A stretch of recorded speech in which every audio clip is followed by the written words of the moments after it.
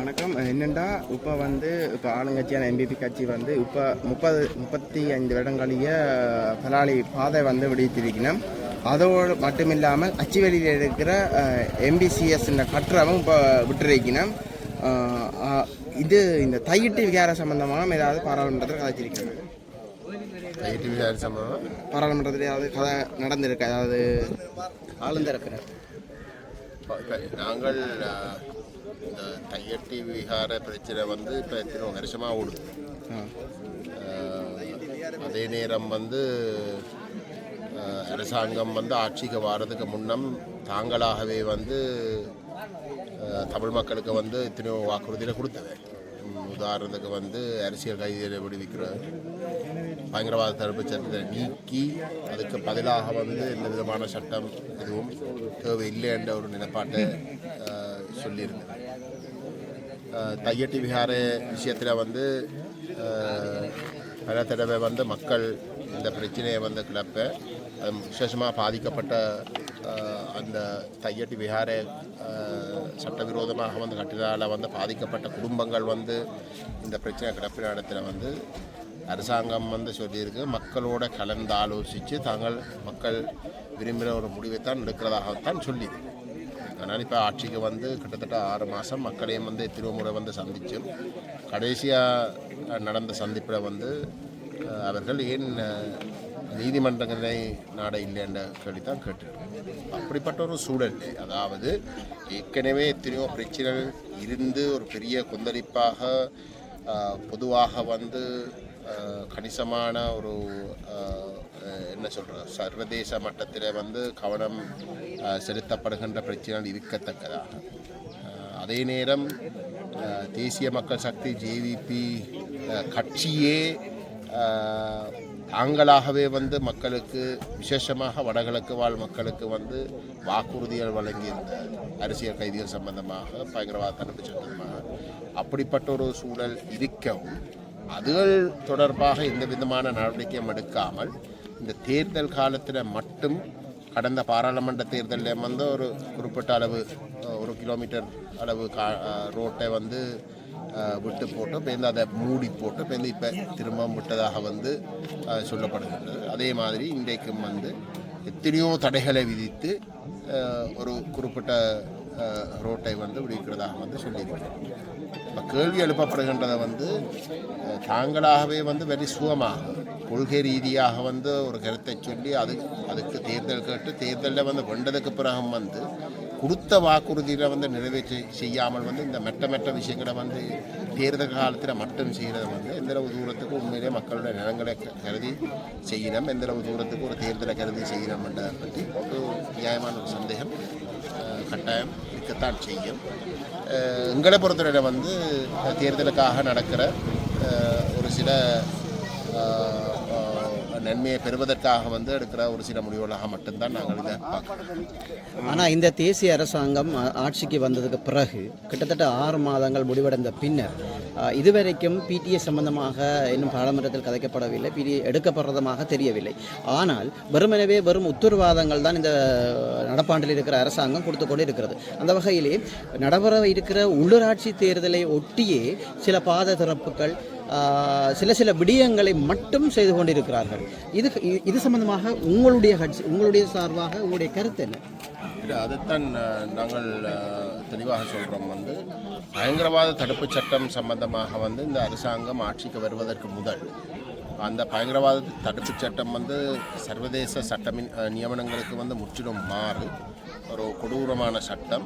இந்த வகையில் அந்த சட்டம் நீக்கப்பட வேணும் என்ற வாக்குறுதியை மிக தெளிவாக கொடுத்திருந்தது. அது மட்டும் இல்லாமல் அனுரகுமார திசாநாயக்க எத்தனையோ மேடைகளிலே அந்த பயங்கரவாத தடுப்பு சட்டம் நீக்கப்படுவது மட்டுமல்ல, அதுக்கு பதிலாக இன்னொரு சட்டம் தேவையில்லை என்ற கருத்தை தெரிவு செய்திருந்தார். அந்த சூழலிலே இன்றைக்கு ஆட்சிக்கு வந்ததுக்கு பிறகு இதுக்கு முதல் வேறு அரசாங்கங்களும் சொல்லியிருக்கு. இப்போ 2015 மைத்ரிபால சிறிசேன ரணில் விக்ரமசிங்கண்ட காலப்பகுதியில் பயங்கரவாத தடுப்பு சட்டம் நீக்கப்பட வேணும் என்ற வாக்குறுதியை கொடுத்து ஐநா மனிதுரிமை பேரவையில் அந்த நீக்கப்பட்டு ஒரு புது சட்டம் அதுக்கு பதிலாக கொண்டு வர வரைக்கும் பயங்கரவாத தடுப்பு சட்டம் அமுல்ல இருந்தாலும் கூட அதை நடைமுறைப்படுத்தப்படாத என்ற வாக்குறுதியை கொடுத்தவை. ஆனால் அதை மீறினேன். அந்த வாக்குறுதியாவது கொடுத்தார்.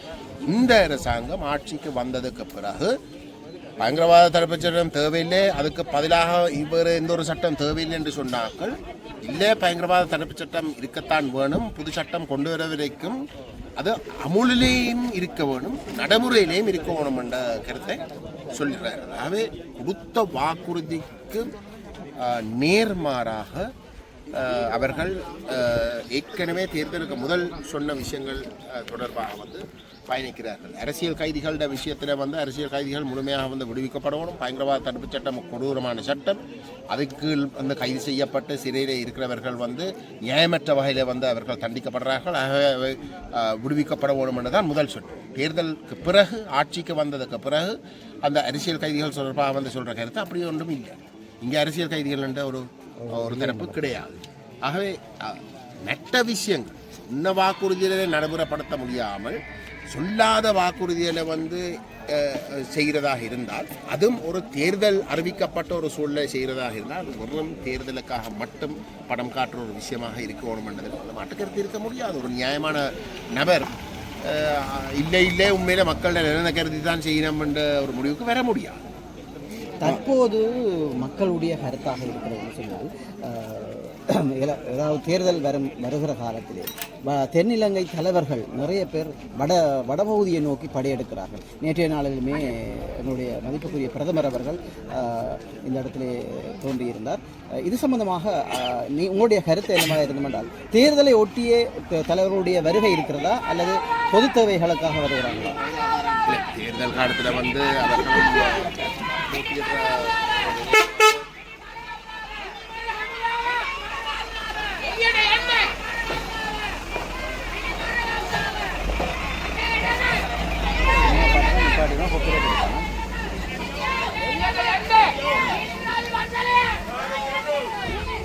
உரிமையாளர்கள்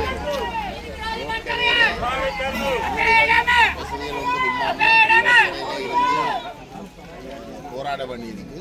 தங்களுடைய காணிகளை சட்டவிரோதமாக ஆக்கிரமித்து போறவர்கள் வந்து நக்கல் சிரிச்சு போறார்கள். இதுதான் தமிழர்களுடைய நிலைமை. தேர்தல் காலத்தில் வந்து ஒரு தேர்தல் அரசியலில் ஈடுபடுகின்ற தரப்புகள் வந்து வந்த போனதை பற்றி நாங்கள் குறிச்சொல்ல முடியாது. அவர்கள் மற்ற தரப்புகளும் வந்து வாரது வந்து போகட்டும். தேர்தல் இல்லாத நேரம் வந்து பல தடவை வந்திருக்கிறது.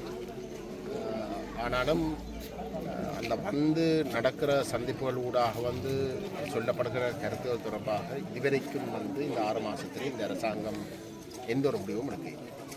அப்போ வந்து போகிறது வந்து வெறுமனே வந்து தாங்கள் வடகிழக்கிலும் அக்கறை கொண்டிருக்கிறார்கள் என்ற ஒரு சத்வாகத்தை செய்கிறதுக்காக மட்டும்தான் செய்யணுமே தவிர மக்களுடைய பிரச்சனைகளை உண்மையிலே தீர்த்து வைக்கிறத கோணத்தில் வந்து அவர்கள் இதுவரைக்கும் இந்த 6 மாதத்துக்குள்ளே எந்த ஒரு நடவடிக்கையும் எடுத்திருந்தால்.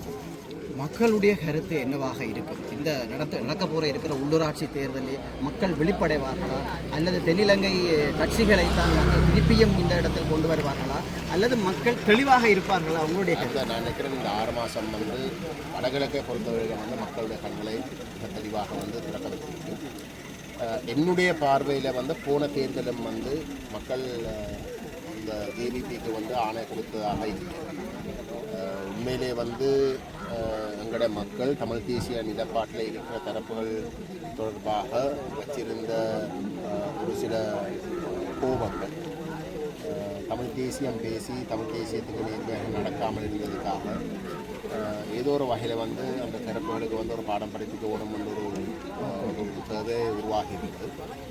அந்த அடிப்படையில் வந்து அவர்கள் அந்த பாடம் படிப்பிக்கிறதுக்குரிய தேவையின் அடிப்படையில் எடுத்த முடிவுகளாக அதுவும் அந்த பாரம்பரியமாக தலைமைத்துவத்தில் இருந்த அரசியல் கட்சிகளை வந்து நிராகரிக்க வேணும் என்ற அடிப்படையில் போய் தேசிய மக்கள் சக்திக்கோ ஜேவிபிக்கோ வாக்களிக்க அவர்கள் உண்மையிலே வந்து தங்களோட வாக்குகளை வந்து வேறு தரப்புகளுக்கு போட வழிக்கிட்டு வந்து அந்த வாக்குகள் சிதறினதால் எந்த ஒரு தரப்பும் வந்து மாற்றாக ஒரு மாற்றுத் தலைமையாக வந்து வர முடியாத நிலைமை உருவாகும். இதுதான் முதல் தடவை அப்படி ஒரு நிலைமை உருவாகும்.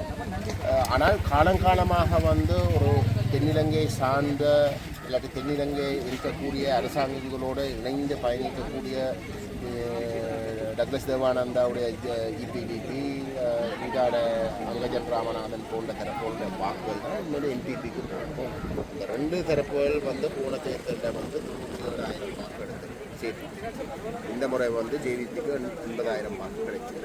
அதே வாக்கு தான் அங்கால முதலாக வந்து ஒரு இடத்துக்கு போய் சேர்ந்தது. இங்கால வந்து தமிழ் தேசிய வாக்கு சிதறி போனதால வந்து அவர்களுக்கு அந்த போனஸ் சாசனம் கிடைச்சதால வந்து அவர்களுக்கு வந்து கிட்டத்தட்ட ஒரு ஆணையம் கிடைச்ச ஒரு தோற்றப்பாடை யாழ்ப்பாணத்தில் பிரதானமாக யாழ்ப்பாணத்தில் காட்டுறதுக்கு அது ஒரு சந்தர்ப்பத்தை கொடுத்துருக்கு. ஆனால் வாக்கை நீங்கள் பார்த்தால் வாக்கு வீதாசாரத்தை எடுத்து பார்த்தால் வந்து ஜேவிபிக்கு வந்து கிடைச்ச வாக்கு வீதாசாரம் வெறுமனே 24 வீதம் கிடைச்சி 50% பாராளுமன்ற உறுப்பினர் பதவியில் வந்து யாழ்ப்பாணத்தில் வந்து பெற்றிருந்தால் அது தேர்தல் முறைமையிலே இருக்கக்கூடிய ஒரு சில குறைபாடுகள் காரணத்தினால வந்து அந்த முடிவுகள் அந்த வகையில் வந்து அமைந்ததே தவிர மக்கள் ஏதோ வந்து அந்த சிங்கள கட்சிக்கு அது விசேஷமாக ஜேவிபிக்கு வந்து வாக்களித்தார்கள். இந்த நிலைமை வந்து இந்த தேர்தலில் தலைகளாக மாறும் என்றது தான் எங்களுடைய கணிப்பு. மக்கள் சில வேளையில் வந்து தமிழ் தேசியம் பேசுகின்ற கட்சிகளுக்கு வந்து ஒரு செய்தியை கொடுக்கணும் என்று சொன்னாங்க. அந்த செய்தி வந்து ஒரு மிகத்தவறான ஒரு தரப்பை ஆட்சிக்கு கொண்டு வருவதற்கோ இல்லாட்டி ஒரு ஆணை கொடுத்ததாக வந்து காட்டிக்கொள்ளக்கூடிய வகையிலையோ தங்களுடைய வாக்குகள் பயன்படுத்தப்படக்கூடாது என்பதிலையும் வந்து நான் நினைக்கிறேன் இந்த 6 மாதத்தில் வந்து எங்களுடைய மக்கள் தெளிவடங்கி இருக்கிறேன். நாங்கள் கேட்க போகிற கேள்வி பழைய செய்தி தான்.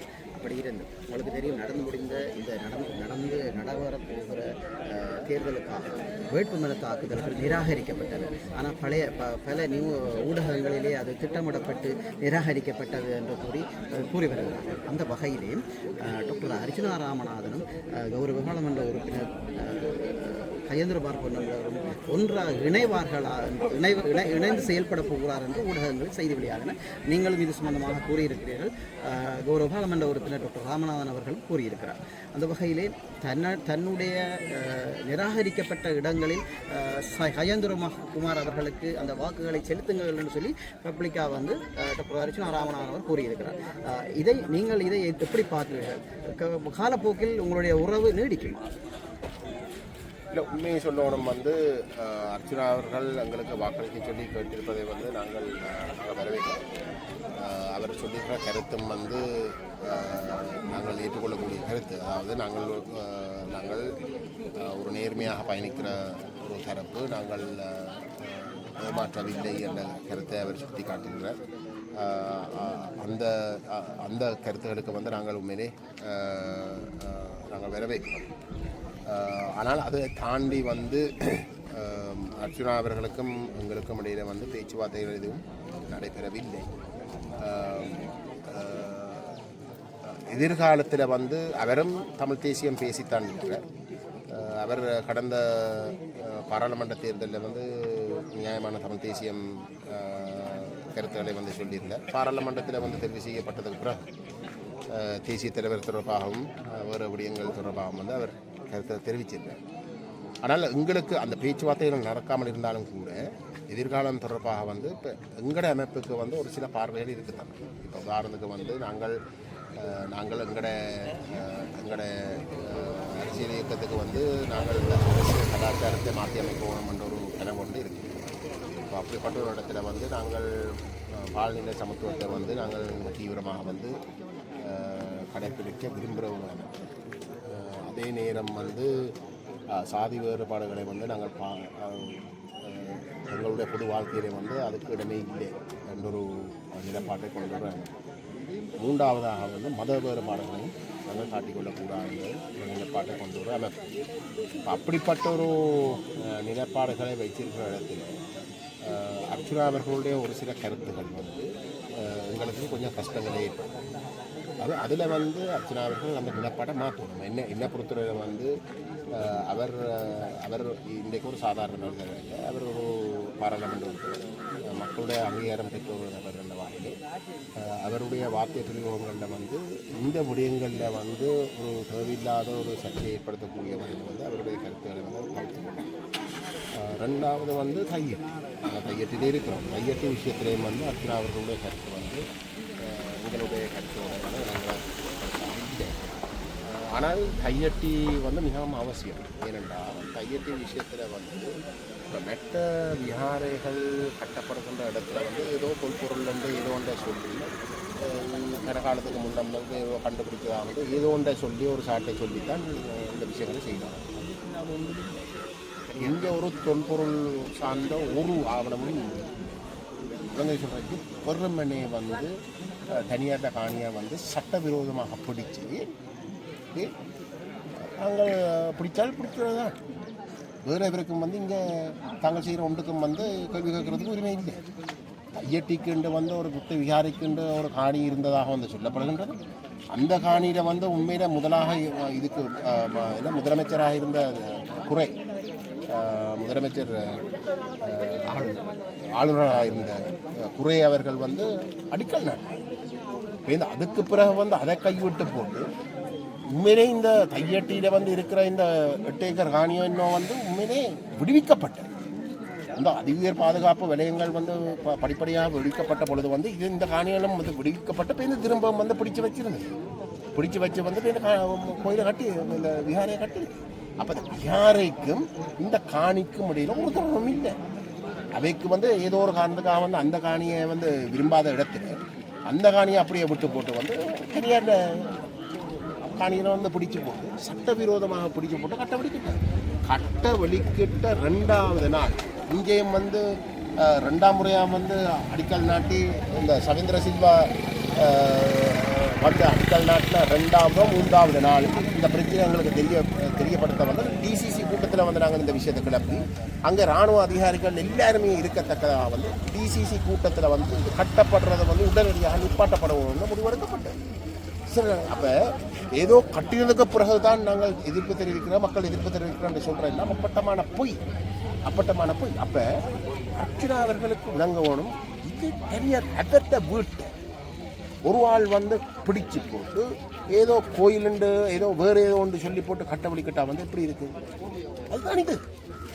தொல்பொருள் இல்லை, புத்தருக்கும் இதுக்கும் இடையில் ஒரு தொடரும் இல்லை. ஏதோ ஒரு புராண கதையொன்றை கதைச்சு போட்டு வந்து ஏதோ ஒரு மரம் நட்டப்பட்டதாக வந்து சொல்லி போட்டு இந்த காணியை பிடிச்சி இங்கே தான் இருக்க வேணும்னு சொல்கிறதுல வந்து அர்த்தம் இல்லை.